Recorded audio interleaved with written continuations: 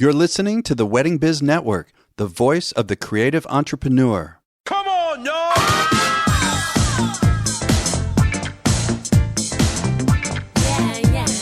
Hey everyone, it's Andy Kushner, host of The Wedding Biz, and today we are revisiting my interview from November of 2017 with popular destination planner and designer Michelle Rago.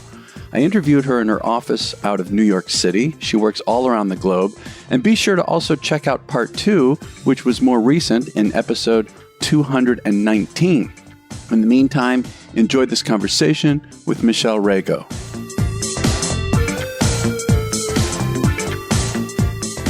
So, Michelle, you are an international planner, producer, and designer with your company, Michelle Rago Destinations, based out of New York City. You've published a book, Signature Weddings, Creating a Day Uniquely Your Own.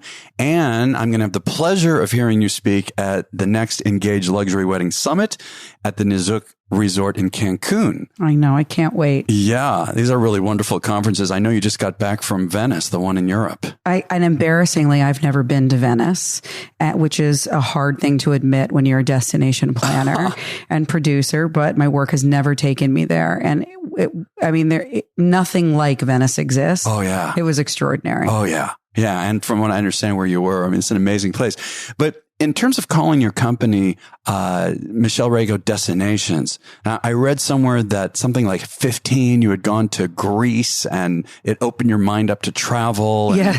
Can you tell me about that? Yes. Well, at 15, I did go to the island of Kalimnos, which is in the Dodekanes, which is probably about 15 miles off the coast of Turkey. And I had figured out that a friend's mother had this job curating students for an exchange program. And from the second that I landed, I can remember the moment taking a kaiki, which is a fishing boat, to this little island, and nobody knew where I was. It was the middle of nowhere. Wait, did you go by yourself? Did I miss something? I went by myself. At 15? At the age of 15. How did that come about? What I just am a good salesperson. I don't know how my parents agreed, but they did. God. And I went for 4 months. What? 4 months. At 15? Yep.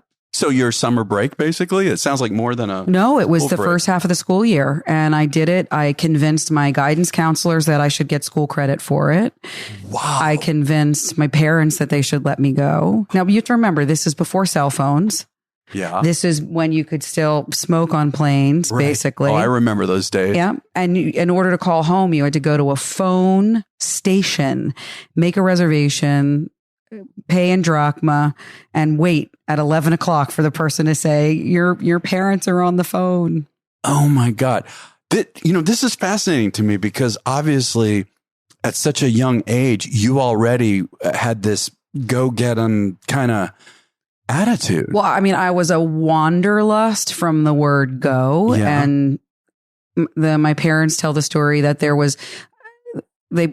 sat me down because I kept running away, essentially. Oh, you did? Well, but then I explained to them I wasn't running away. I was going somewhere. Huh. And I felt that nuance was very important for them to understand. And I just, from the word go, I mean, before summer vacations, I would spend with my grandparents at the shore.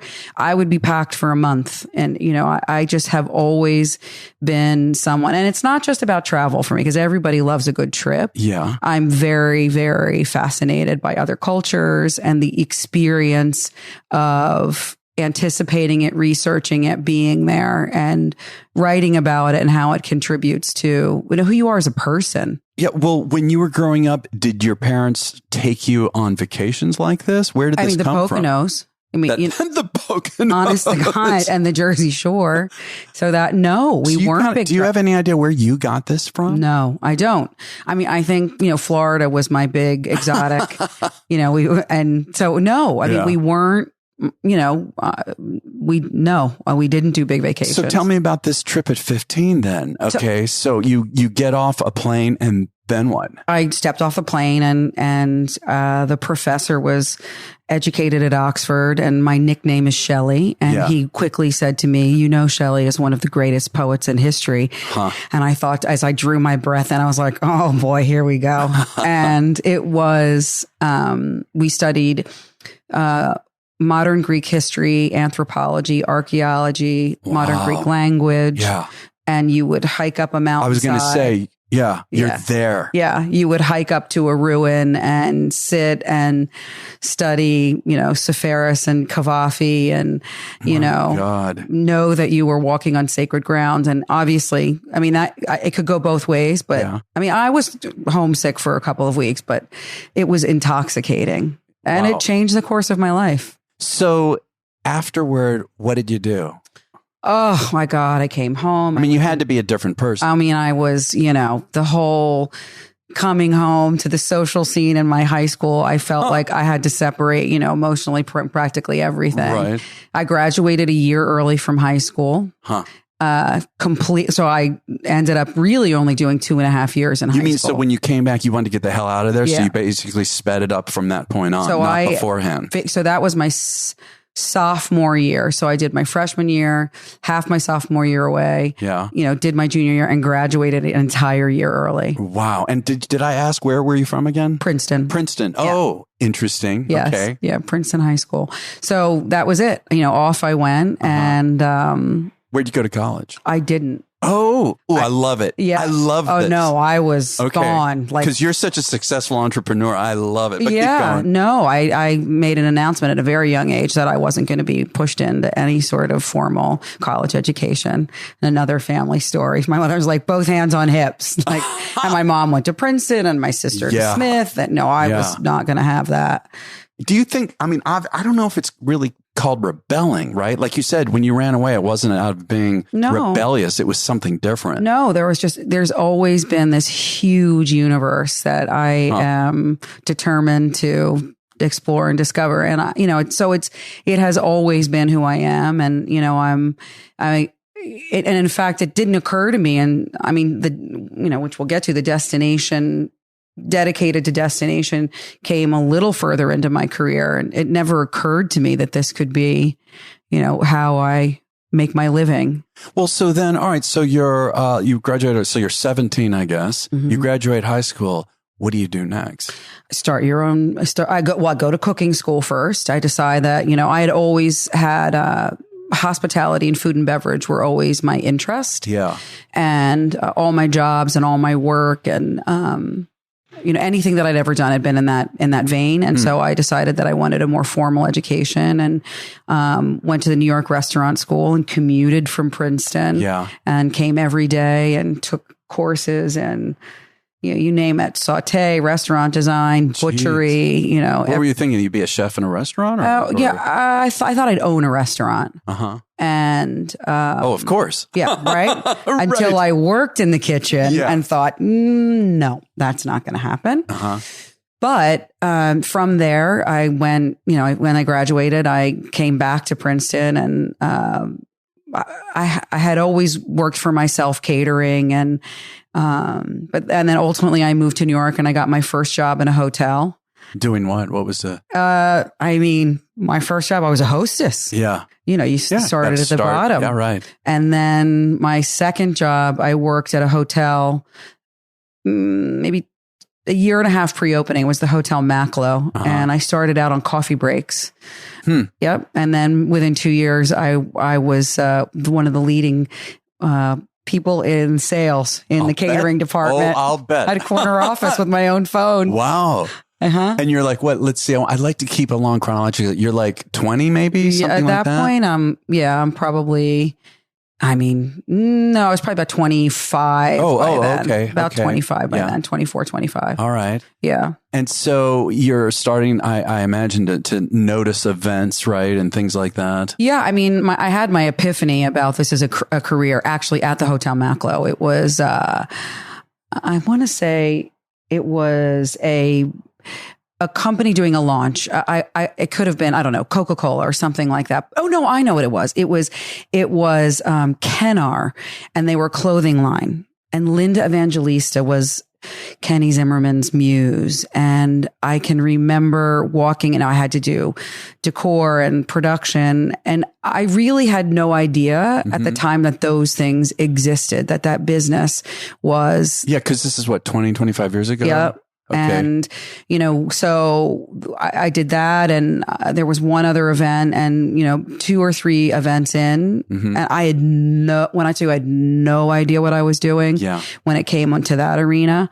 But, I dedicated myself, and and then I decided I wanted to teach myself flower design, and I went to work for somebody and said, I'll do anything. Yeah. Just show me how to do it. Did you know where you would be headed, that you wanted to be a planner, designer? No. You didn't know that at the time. You just knew that you were really interested and passionate, and you wanted to just educate yourself more. Yep. And when I, which is the same, as who I am today, whenever I become passionate or interested in something, I have to know every bit of it and how all the pieces fit together. Okay. I always say, if you're going to paint the hallway, you got to paint the house. Oh, I like that. Okay. So you start to get these different jobs to educate yourself. When did the, epiphany about being a planner, being a designer come about, and how did that happen? I think, when I was trying to break into the flower industry, which, at the beginning of my career was pretty dog eat dog. Yeah. And there were, and you're in New York City. Oh my gosh, New York City. And I'm not from here. And I don't, there's no network of people from which I could break into the business. Yeah. So, and people were working, and they had hotel accounts, and you knew how it all worked back in the day. And I thought to myself, I'm not touching that. It was way more like street. Sense, let's call it. Yeah. And I don't, it's not really that could be another day, but what you had to go through in order to be at the top of someone's thought to recommend you was more than Very I had. Costly. Yes, it was. It's more than I had the stomach or the bank account for. Yeah, at right. The time. I remember hearing these stories. Yeah. Yeah. And so I thought, well, as with all things in my life, if you can't go the way that everyone else is going, you've got to make your own way. Oh, yeah. So I decided. My mantra. Go ahead. Yeah, I'm right with you. Exactly. So then I decided, okay, then I'm going to, I had gotten asked to do, just to tie the two pieces together, someone had asked me to do a wedding in the Bahamas, and I said yes to it blindly. And do you know why they would ask you? Where someone referred them, through the floral, and she didn't really make a distinction. So to do the flowers, maybe. Yep. And yes, and she didn't really make the distinction between who would provide tenting or who would provide lighting. Oh. So I just kept saying yes to all the things there was to do. Yeah. And, next thing you know, I'm having to figure it out, containers from Florida and this, that, and the other thing. And the first time I did that, it was like this, it was the second epiphany that I had, the first being at the Hotel Maclo when I realized it was a business. And the second being that I would be able to unravel the complexity of what it is to do destination. I can't believe your first wedding was a destination wedding. Yeah. Well, my first, I did tons of floral jobs. Yeah. Tons and tons. But I mean, in terms of planning, being in charge of all of this. My first was, that's incredible. Yeah. And, and that was that. I mean, and it also, it was also the beginning when you think of the digital space. Yes. And how much it's changed. In the beginning, it was the wild, wild west. Yeah.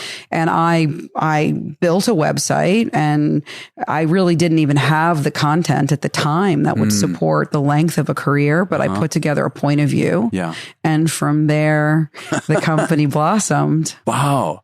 So after that, I mean, did you pretty quickly start building a team? I guess you said you had this epiphany. So then you knew, this is what I want to do. I want to be a planner, which includes design. Well, something else was happening simultaneously, which has been to my advantage. I believe you have to make your own luck. So I'm not. I like that. I believe in that wholeheartedly. I'm a huge synergy energy person. So that's something I know to be true for myself. But at the time, the way that the industry was growing, if you track back to when chefs started getting their shows and when reality TV was happening. So the event business was, full steam ahead alongside of the whole hospitality industry. Yeah. And I was smart enough to never do a television show.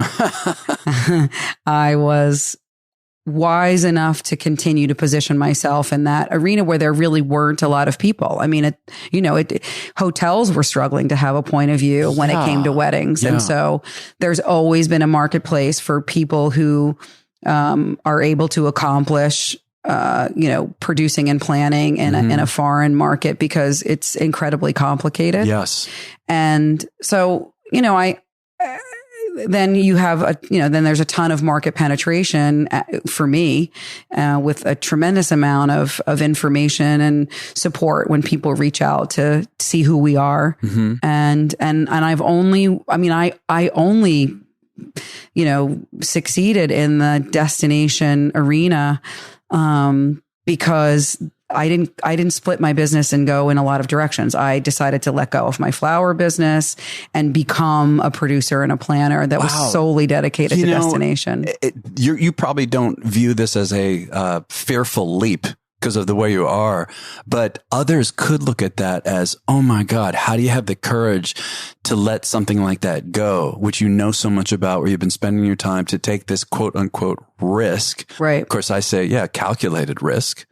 Yes. I mean, fear is something that never discourages me from pursuing what I want, because fear is always there. But I tell you, it's hard for me. People always ask, well, what was the trajectory? And I'm not really sure I can fully answer that, because in pursuing what I know that I'm fortunate to be passionate about what I do, and I've never been mad at it. It's never occurred to me I want to do anything else. Yes.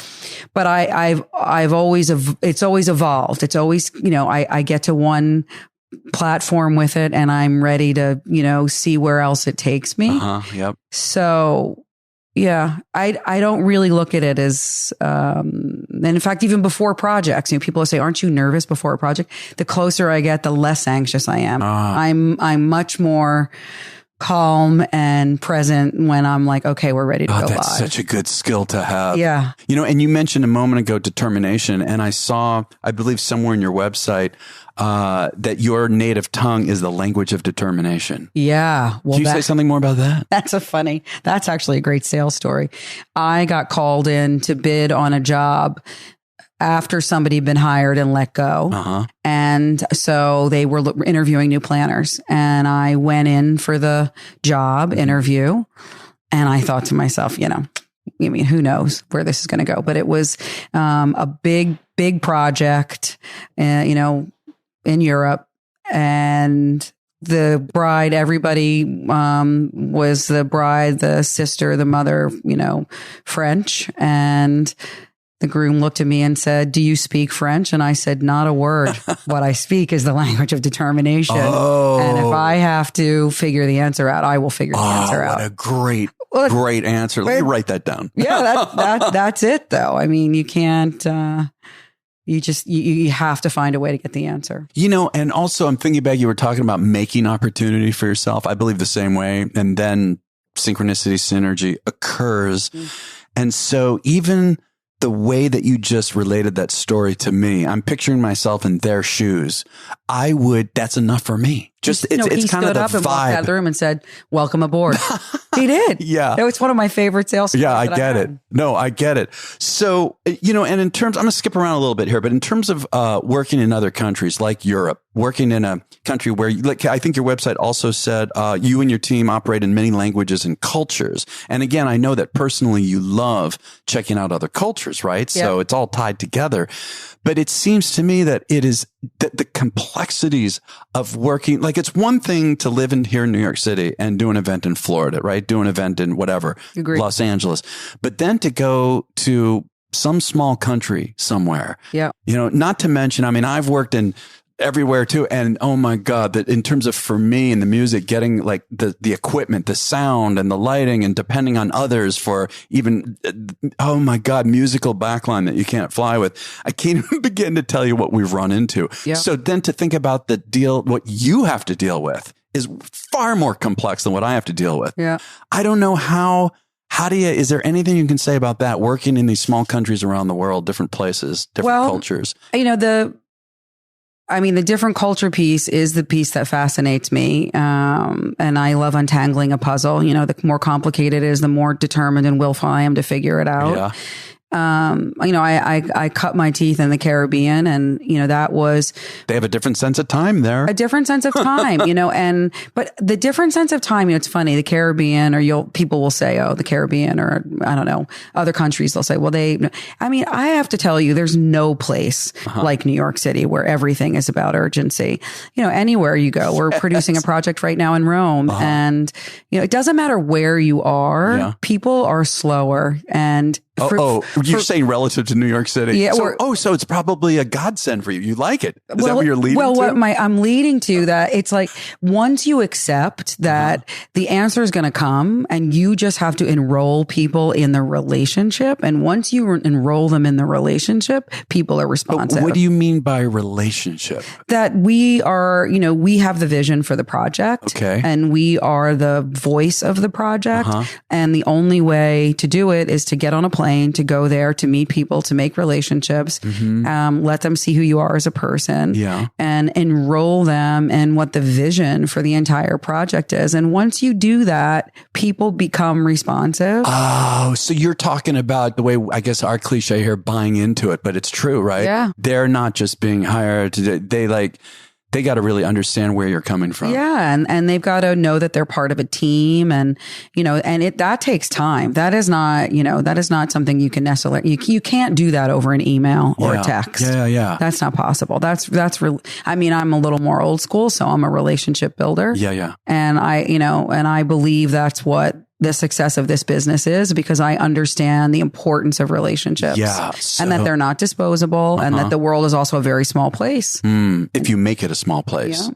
So you go in person, you spend a lot of time developing these relationships, getting to know people. And, is there any particular process that you have to do that by? Over a meal. I believe. No, but that's especially overseas. Food. It's over the table. Breaking bread, right? Yeah, it's over the table, inviting people, sitting down, ordering a meal, and you've got to, make the time. And I know it sounds, I don't know, maybe it sounds old school, but it works, and it works time in and time out. You know what? In my early days, I would think, I was bent in that way too, but I would also at the same time struggle with the amount of time that it takes. And I realize now, like these podcasts, I will not yet do any Skype ones. I go in person for the exact same reason. Yeah. This connection in person is so different. Completely different. So I can see it's an investment is the way I look at it, right? You go, you have not the cost of the meal, but the time to be sitting there for hours, right? And just hanging with people. Yeah. And also I think it also shows people that you're serious, and because information is coming at people at 1,000 miles an hour today. Yeah. And it's difficult to know how to siphon through who's serious and who isn't serious. Yeah. And, I take very seriously the responsibility given to me by my clients, and what success requires. And, I also don't like to deliver a project on bloody knuckles and bloody knees. I like people to feel from the vendor and the hotel that I protect all the relationships, and not, as well as my client, most importantly, my client. But, the more you can get everybody on the same page, that's, where the magic is. It's not a checklist. Like, oh my gosh, look, I did a timeline. You're like, slow clap and an eye roll. That's just not what this business is. This business is about deep rooted relationships. I want to be sure you know the wonderful news of our latest show, Stop and Smell the Roses, with acclaimed lifestyle and event design expert Preston Bailey. Not only will he share the secrets, tools, and technologies behind his extraordinary ability to create a theatrical environment out of any space, you will also discover more about the man behind the magic. Preston will reveal how his focus on personal growth has been the root of his professional success, and you'll have the opportunity for him to answer your questions along the way. Plus, Preston will be inviting onto the show many of the star celebrities he has worked with in the past, so you don't want to miss a single episode. We also have another great show on the Wedding Biz Network, The Business of Being Creative, with host Sean Lowe. Since debuting, his show has really taken off, and he's continuing to bring you the creative business advice he's shared with accomplished industry notables. Be sure to take advantage of Sean's talkback opportunity by recording questions and comments from right there in each episode's show notes. So, if you are a creative who is turning your craft into a business or want to take it to another level, head to theweddingbiznetwork.com and take a listen to Stop and Smell the Roses with Preston Bailey and The Business of Being Creative with Sean Lowe. That's theweddingbiznetwork.com. Can you take me through your process? Maybe from start to finish of meeting a client, and why don't we pick one, or you can pick one, in terms of maybe a part of the world, that is more complex. We'll say that it is overseas. Yeah. And what your process is, if you're able to talk about that. Well, everything is a diagnostic, and, from even when you go on your first sales call with a client, it's understanding where people are coming from, because, everybody, the dynamics of relationships are different on every single project. And, being a good listener and not, we're being hired for our expertise, which is a given. It's why people pick up the phone. Uh-huh. So now it's figuring out what is our relationship going to be, and how can we help facilitate what the client is asking. So from the second, we meet them, mm-hmm. there's a lot of conversation on the front end to understand what they want to achieve and where we fit in. And I don't wait until you get closer to the end of a project before understanding what matters to people, what would be concerning for them, what things cost. So I feel that I quickly try and establish the trust and the confidence from the client, because, our expertise is what takes us through the conversation. Uh-huh. And then we go on a site inspection. Mm-hmm. So, sometimes people say to me, what do you do if a client doesn't want you to go on a site inspection? And I say, well, don't take the piece of business, because how could you be accountable or successful for something that you do not understand? Yeah. So, site inspections are key. Oh, yeah. And you have to get over and do the work beforehand to begin to identify who your vendors could be. And then you go and you get on the meeting train and you start meeting people and trying to assess who is right for the project and compiling a team. Can I stop for a moment there? Now, it seems to me particularly challenging to build a team in another country. So how do you do that? Years of experience. People ask me that all the time. That would scare the hell out of me. We rarely use the same team. Rarely use the same team twice. So you have to remember that, we're also going in and we're doing this with a new team every time. And so that takes, and when I talk about enrolling people in the vision and creating a leadership position. Oh, you're starting from scratch every single time. It's a do-over every single time. And I imagine, of course, you referred to people and you hear about certain people, right. But then for you to find, right. Meet with, figure this out, long distance? That's right. So, we do everything. We do FaceTime, we do referral, we meet with people, they submit projects, we do phone calls. I consider myself to be a pretty good judge of character and experience. Uh-huh. I've done this for many, many years and know what to listen for and to be concerned about. And are you able to name any of those in particular? Like, what is it that you're looking for in the right partner? People who are good, calm and even communicators, who have the body of work, who are able to communicate the scope of work in a way that is, proficient and, linear and makes sense, and that they understand the cost of things, and so there are all kinds of ways in which you can quickly assess whether or not someone is a serious player. Also, their ability. We do a lot of, I believe in the meeting. I believe in the phone call. I believe in project updates. And so, as opposed to what? People who don't. There are people who aren't structured necessarily. I'll hear how other companies operate or how other people go around things. But in this instance, you have to be in constant communication. Do you know what? Even I don't like to bring up too much the musical side. But however, contextually wise, As I get more and more, as I get deeper and deeper into the business, I can't just be a brilliant creative person. They have got to have a sense of organization and discipline and understand the business, have to. Yeah. And where I used to get in trouble was when I would just go with, oh my God, this person's so brilliantly talented. Right. No. There's a lot of good ideas in the world. And there are a lot of people who, are very colorful, but, this is a combination of both, history, skill, and finesse. Yes. And I think, I've only got one shot at this. Yeah. And you would think there are a million options out there, and there really aren't. Right. And you have to know also, when to pull the trigger or when to let go. And, that just comes with time and experience. Yeah.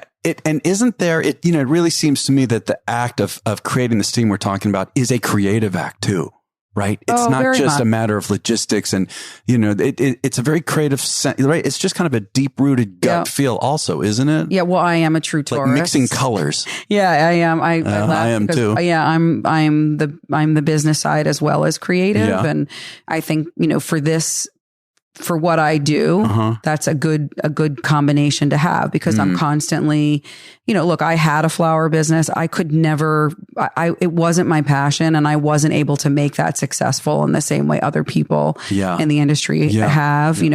Production and planning is where my passion lies.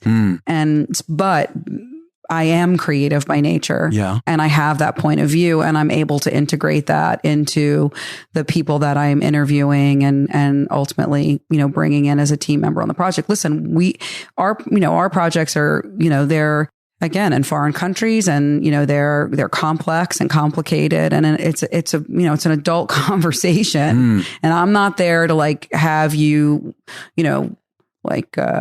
sacrifice any aspect of my project as a learning experience. Right. And you're talking about combining, as you just said, business sense with creative sense.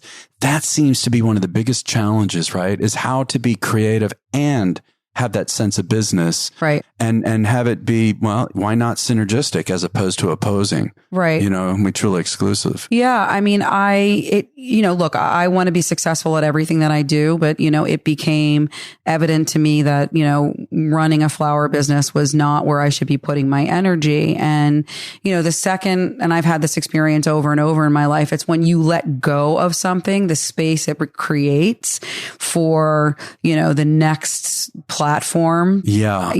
Then. That's so hard to do. It is and it isn't, right? It is. I think, and when you have experience at it, you just sort of start to put your trust in the universe, and something else shows up. Yeah. And that truly is that's an experience I've had again and again. Do you know what I love? I love this saying, leaping off the cliff and just knowing the net will appear. So not leaping without a net, knowing it will appear. I've done that a million times in my life. Oh, I mean, and this business is, you're flying blind a lot in this business. And so if you don't have the confidence in yourself and in your team, because the other, just the one aspect of the answer that I didn't give you fully was that I put a core team in.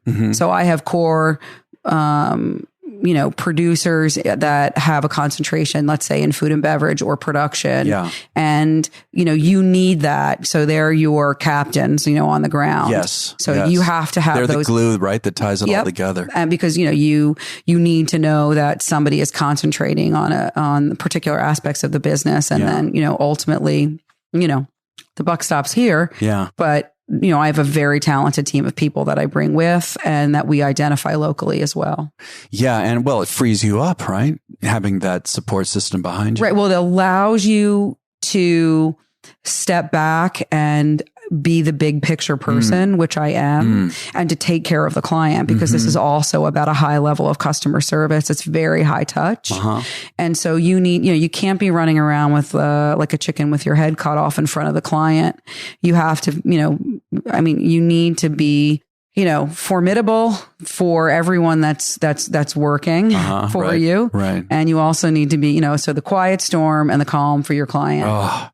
Can you give me a story or two that helps illustrate a lot of what we've been talking about, a particular event, if possible, at least one wedding? Yeah. I mean, we recently did a project in Lake Como and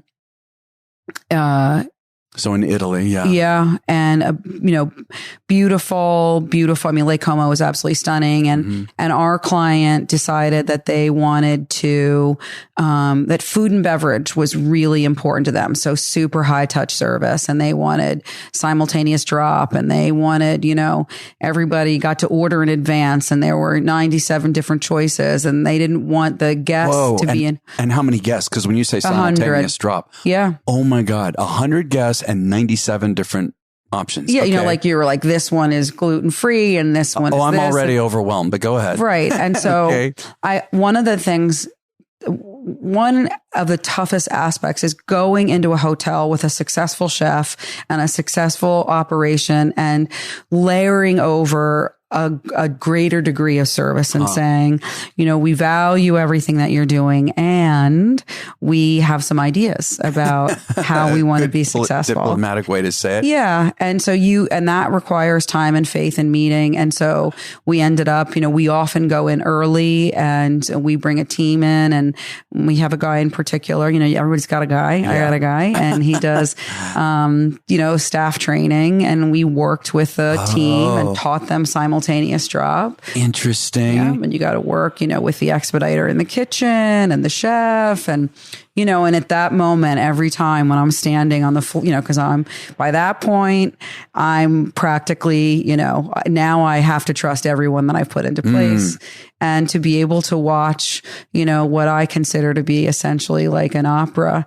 Yeah. And it's all going on, and then the food comes out and it drops, and the guest does that, to me, that's extraordinary. What that's a great feeling that must have been. Mm-hmm. Yeah.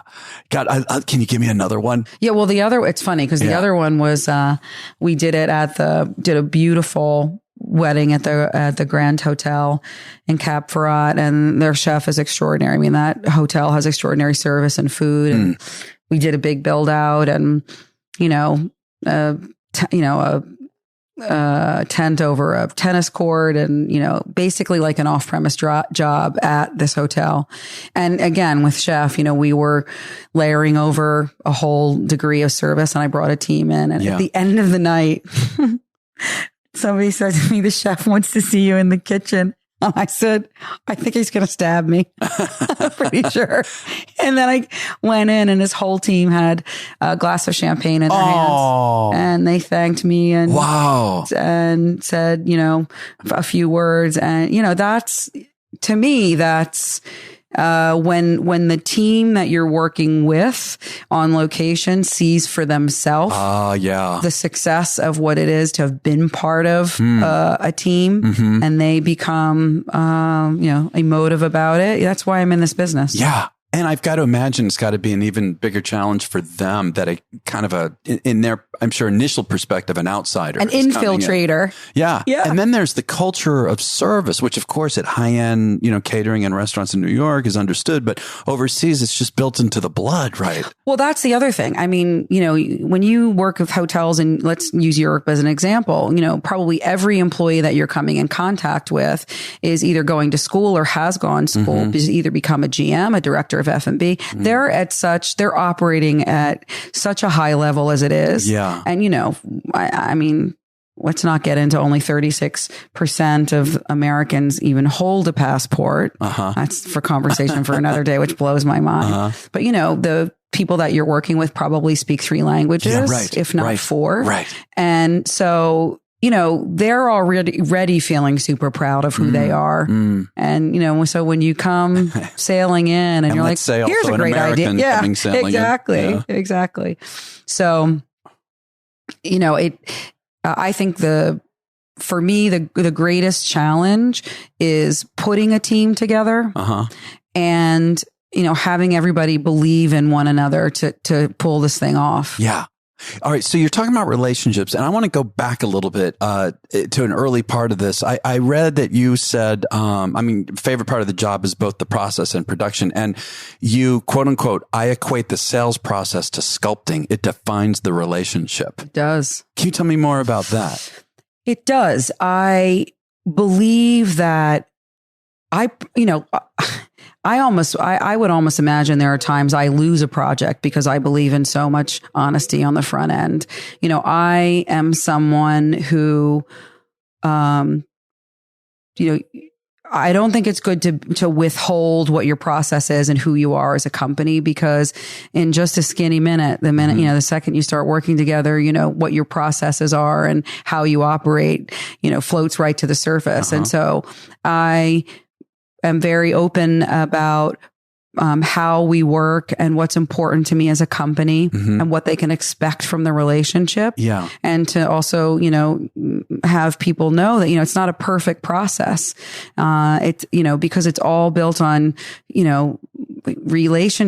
people, and so people aren't perfect. Right. And there are going to be a lot of moments when you're going to have to pick up the phone and say, so we thought it was this, and here's what it is. Yeah. And I'll tell you why. And here's what the solution is. And, so you've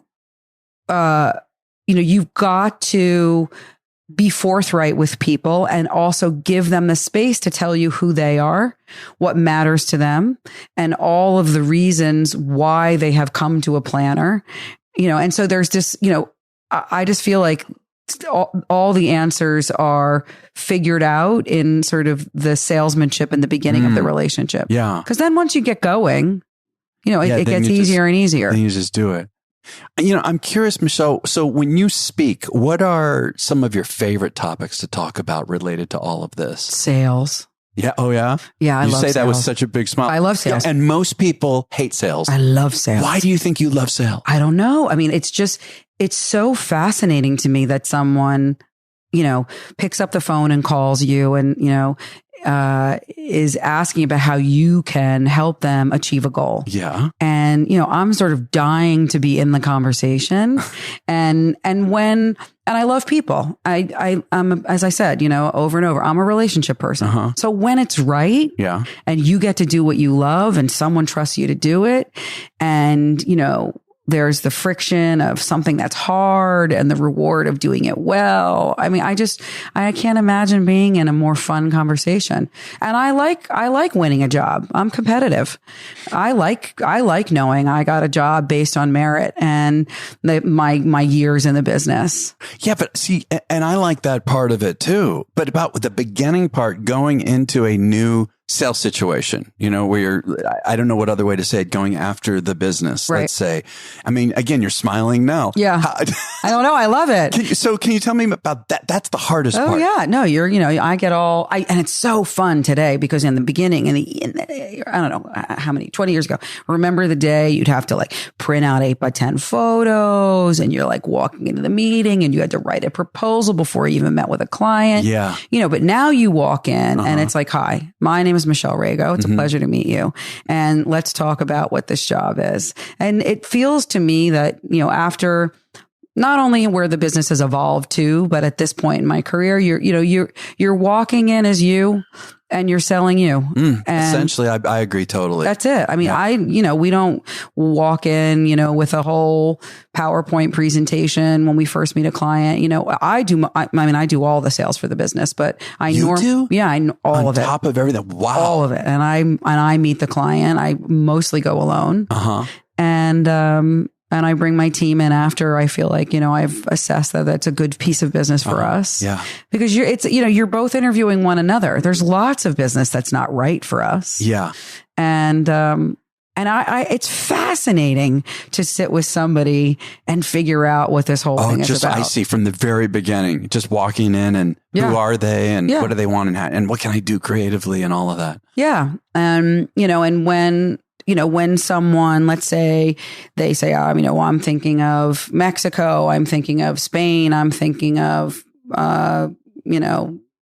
somewhere in the Caribbean, and, everything starts to drop into buckets, and, they say, well, it's a tented wedding, it's 250 people, it's this budget, it's that, and to be able to have the depth of experience and, the ability to say to somebody,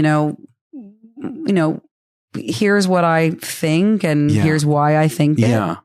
and it resonates for them. Like, I guess that's like almost like when they say, you should mirror someone in a conversation, then you're like, okay, we're all understanding each other. Well, how many, what percentage of your business is weddings versus non-weddings? I would say a third of my business is weddings at this juncture. How many weddings do you do? How many events do you do a year? How many weddings?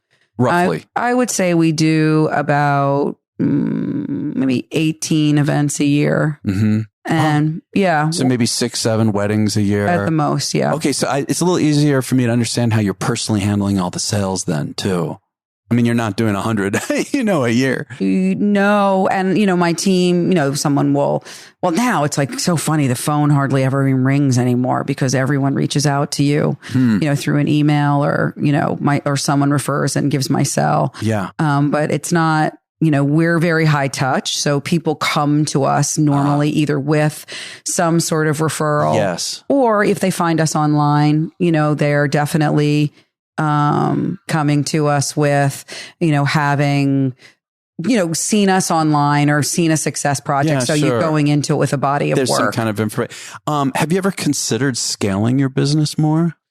Yes, I have. Yeah.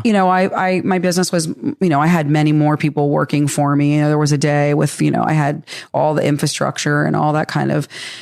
That's just not the lifestyle that I prefer. Yeah. I like sort of being a lean, mean machine. And for destination, it works better. For what I do, it works better. It's the right size. So I'm going to ask you what I think is a difficult question. With so much travel, doing destination events, so many of them, how are you balancing, or maybe not, a personal life with your business? I mean, I'm struggling with that. I love traveling, and it does pose some challenges. The good news for me is that, travel was always, where other friends were buying cars and you started clothes. This at 15. This is your passion. Yeah, I was spending money on trips. You thrive on it. So the good news is it is what what I love more than anything. Yeah. Now, that being said, I also have, thank God, all of my best friends are not in this business. And so I have people who, really want to hear very little about work all the time. And I have wonderful friends and close family. So I have that balance. And, I'm interested in a lot. My friends are interesting and they invite me to do things. And, so I feel like I think that I've achieved work-life balance. I'm pretty proud of myself. Yeah. Where do you want to go from here? Do you want to just keep pretty much doing the same thing, or do you have any particular different kind of goals? Let's say 5 years, 10 years down the line.